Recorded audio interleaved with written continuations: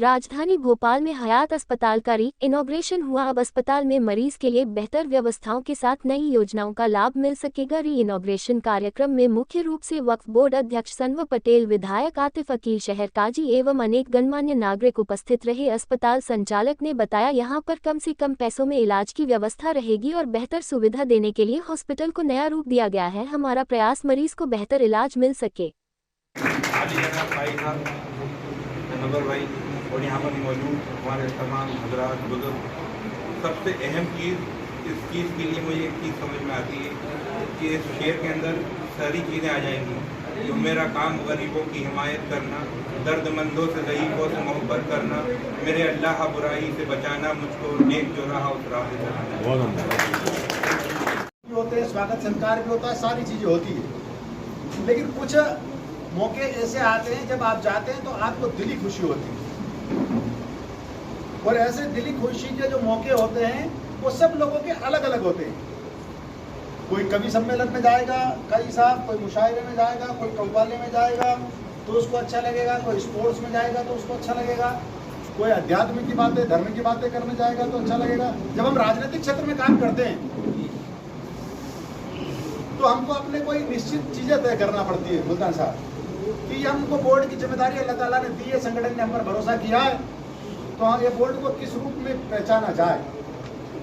ये बोर्ड तो आज के पहले भी बने, उन्होंने भी अच्छा काम किया, आगे भी बनते जाएंगे, वो भी लोग भी अच्छा काम करेंगे, लेकिन हमारा जो कार्यकाल है उसको किस रूप में जाना जाए। तो उस्मान भाई बेटे, हम सब लोगों ने मिलकर तय किया कि सख्ती के साथ जो गुंडाई करते हैं, जो वक्त की जायदादों को खाते हैं, उनके ऊपर लगाम लगाई जाए। आप अनेक मौजूदा यहाँ हजरात मौजूद है, काजी साहब मौजूद है और खास करके हाफिज इकबाल साहब मौजूद है। तो मैं बताना चाहता हूँ मध्य प्रदेश वक्फ बोर्ड के अंदर 15,002 औकाफ हैं, 15,002 वक्फ स्टेट, लगभग 1.5 से 2 लाख संपत्तियां मध्य प्रदेश वक्फ बोर्ड में है। विधायक, अब बताइए, आपकी एक अगर परचून की दुकान हो और उनके 4 बेटे हो तो 4 परिवार एक दुकान से चलते हैं, लेकिन हमारे पास 1.5-2 लाख संपत्तियां होने के बाद हमारे वक्फ बोर्ड के कर्मचारी अधिकारियों की तनख्वाहें राज्य सरकार के द्वारा दी हुई ग्रांट से देना पड़ती है। अगर राज्य सरकार हमको 2.5-3 करोड़ रुपए ग्रांट न दे तो तनख्वाहें नहीं बटेगी। तो आखिर 2 लाख संपत्तियां हैं, 1.5 लाख संपत्तियां इस प्रकार की मौजूद है, 15,000 औकाफ में मौजूद है, तो पैसा कहाँ जाता है? या तो संपत्तियां नहीं है या है, तीसरा कुछ नहीं है पर भाई।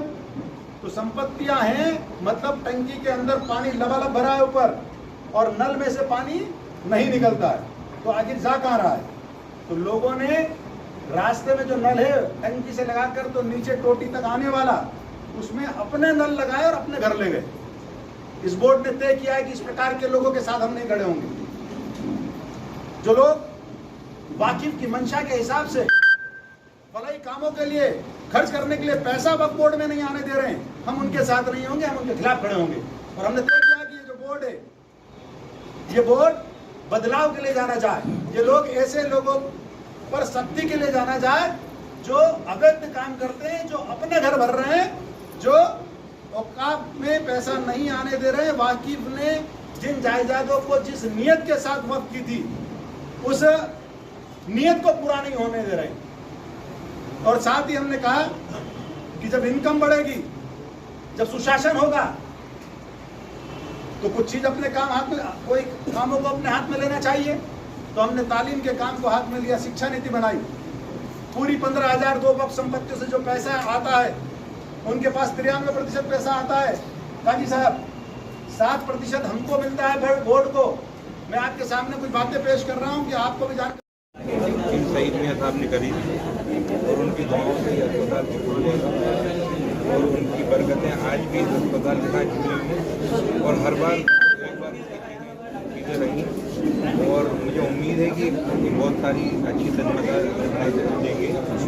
और सबसे अच्छी चीज़ ये है कि यहाँ पर कुछ नया दिख रहा है। तो उम्मीद है कि गरीबों के साथ और जो मजदूर लोग जिनको इलाज की परेशानी होती है, भाई मदद करेंगे और हम इनके साथ, अगर इन्हें कोई चीज़ लगती है तो हम भी इनके साथ मदद करेंगे। हॉस्पिटल को आईसीयू डेवलप किया गया है, 15 बेडेड एचडीयू डेवलप किया गया है। वहाँ पर सोनोग्राफी और डिजिटल एक्सरे की सुविधाएं यहाँ पे रहेंगी।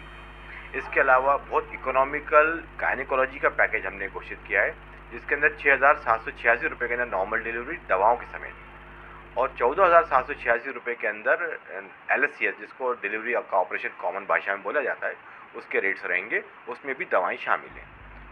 सर काफ़ी समय से आप यहाँ पे लोगों मतलब मरीजों के लिए सेवाएं दे रहे हैं जी। अब आजकल के हिसाब से जो नई टेक्नोलॉजी उस हिसाब से भी आपने व्यवस्था हमने की है। मशीन तो और क्या व्यवस्था यहाँ पर रहेंगी आपके लिए? हमने मशीनें अपग्रेड करी हैं, डॉक्टर्स की बेहतरीन टीम बनाई है, इंफ्रास्ट्रक्चर बहुत अच्छा बनाया है हमने और टीम भी बहुत अच्छी है। और आने वाले वक्त के अंदर आपको पेशेंट्स को यहाँ फ़ायदा होगा। आयुष्मान कार्ड को लेकर के कि आयुष्मान कार्ड की जो प्रोसेस है, लाइसेंस मिलने के बाद आप उसको अप्लाई करते हैं और अप्लाई करने के बाद उनकी मीटिंग होती है, उस मीटिंग के अंदर अप्रूवल होता है।